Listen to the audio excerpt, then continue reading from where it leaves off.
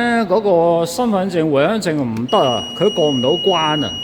咁啊，所以咧就而家坐城際嘅時候咧，如果你真係出唔到閘，因為佢嗰啲票機有時有啲問題，好似我頭先咁樣咧出唔到閘。咁喺人工嗰度咧，如果佢冇人喺度咧，佢通常有個鐘仔嘅。嗱，呢度我而家影住呢個帽啊，咁佢有啲出口咧，佢就有個鐘仔嘅。咁啊，大家就譬如話我頭先喺3A 嗰邊咧，咁啊3A 嗰個城際咧就有個鐘仔。咁你要撳個鐘仔叫啲人過嚟啊，否則你就出唔到閘啊！好在我頭先咧嗰個保安哥哥咧就睇到我票，我有實體票俾佢睇翻咧，佢叫我去翻嗰個櫃位嗰度啊，跟住同佢講投訴啊。但係我同佢講咗唔出聲啊，根本就真係冇計啊！有時咧，你冇佢哋國內人嗰個手機12306咧，就好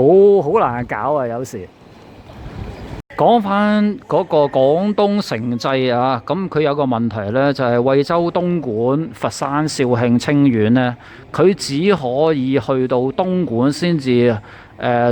常平車站先至落到深圳啊！一係你就坐高鐵啊，一係就坐巴士啊，或者係其他嘅交通工具。否則嘅呢，佢廣東城際雖然叫廣東城際，但係佢又唔包括深圳嘅呢個嘅地鐵系統嘅，所以呢，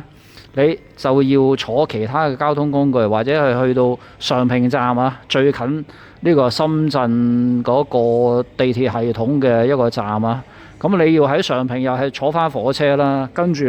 落翻去深圳嗰個盧雙城嗰個舊站嗰度啊，先至再駁落去深圳嘅嗰個地鐵系統先得。